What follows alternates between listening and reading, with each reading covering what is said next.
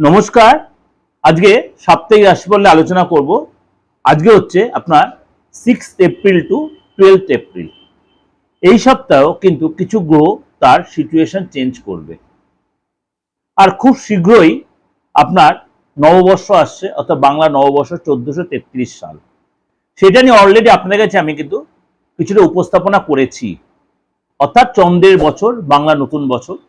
সেটা নিয়ে আমার দিগদর্শন চ্যানেলে আপনার সার্চ করলে কিন্তু পেয়ে যাবেন।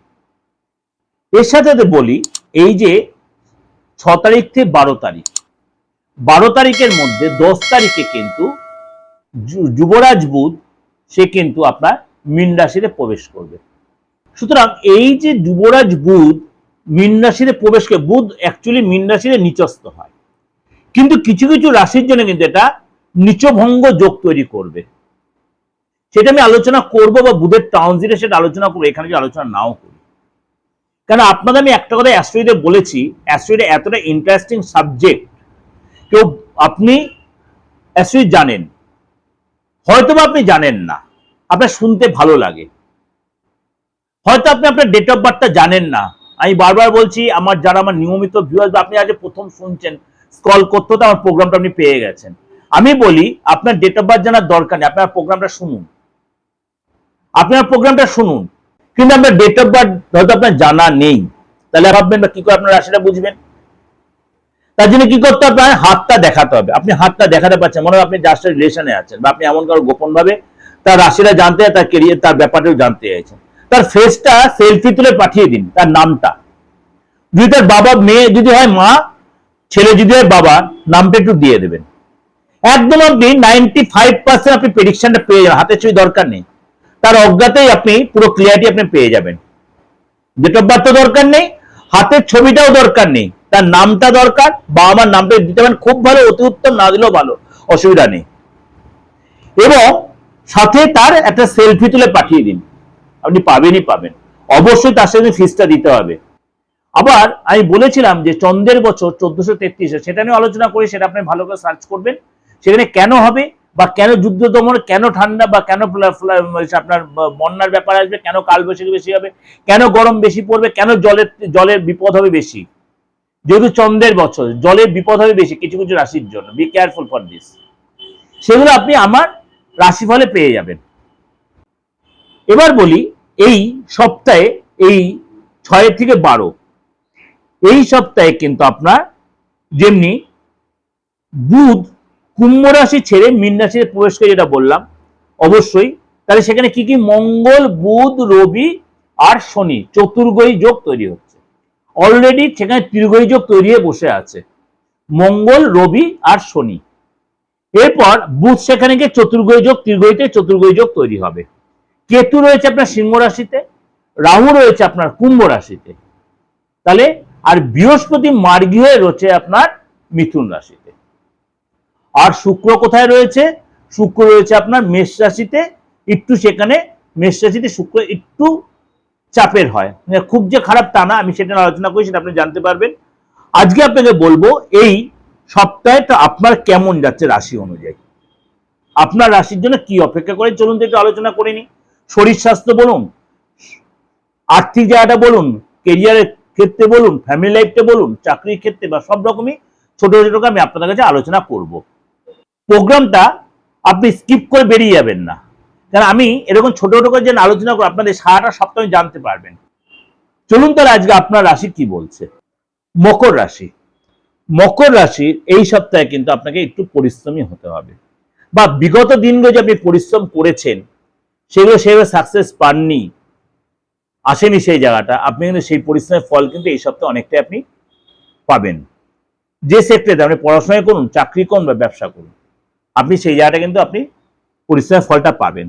সরকারি কাজে আপনি সফলতা পাবেন। মনে হয় আপনি কোনো সরকারি কাজ করছেন, বা সরকারি কোনো টেন্ডার আপনি নেওয়ার ব্যবস্থা করেছেন, বা সেই জায়গাগুলো আপনার সরকারি কাজে কোনো পেন্ডিং পড়ে আছে, এই সপ্তাহে কিন্তু সেখানে আপনি কোনো গুড নিউজ পাবেন। অর্থাৎ সরকারি রিলেটেড কাজে আপনার কিন্তু গুড নিউজ পাবেন, অর্থাৎ আপনার সাকসেসিভ সপ্তাহ।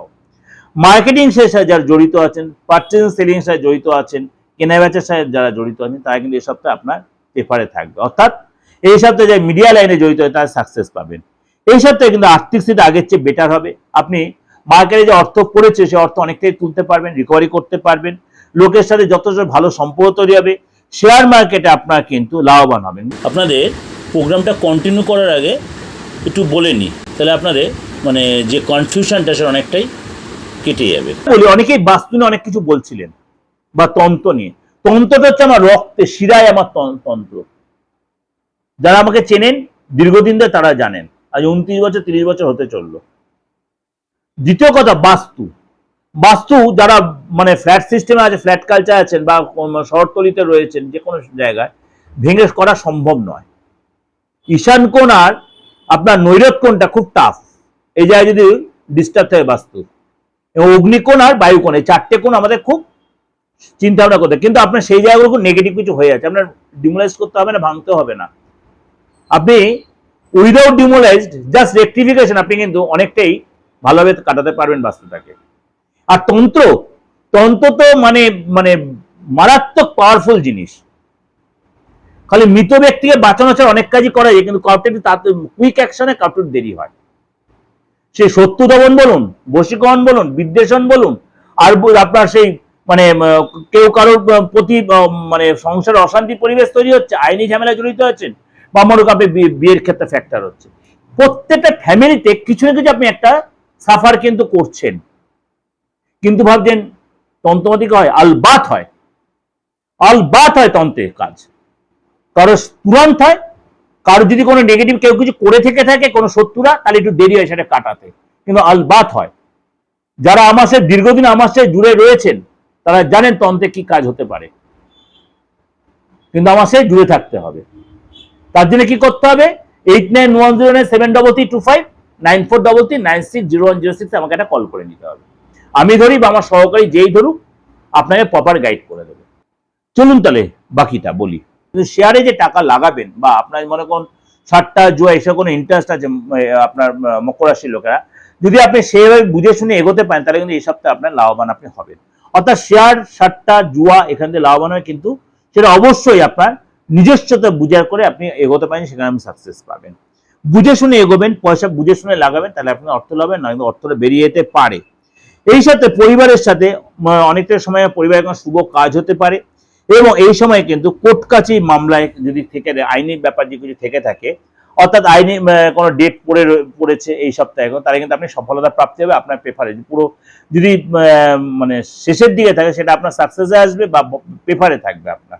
অর্থাৎ আপনার কিন্তু দাম্পত্য লাইফ বলুন, একটু সতর্কতায় মেনটেন করে, যে পার্টনার যে চাহিদা থাকতে সেগুলি মেনটেন যদি করতে পারেন, অবশ্যই দাম্পত্য লাইফটা ভালো হবে। একসাথে ঘুরতে যাবেন, সন্তানকে নিয়ে যথেষ্ট ভালো থাকবেন, সন্তানের যে কোনো গুড নিউজ পাবেন, আর্থিক যারা ডেভেলপ করবে এই সপ্তাহে, এবং এই সপ্তাহে কিন্তু কাজের যাও আপনার যথেষ্ট সাপোর্টিং হবে। অর্থাৎ ওভারঅল কিন্তু এই সপ্তাহটা আপনার জন্য যথেষ্ট ভালো কাটবে।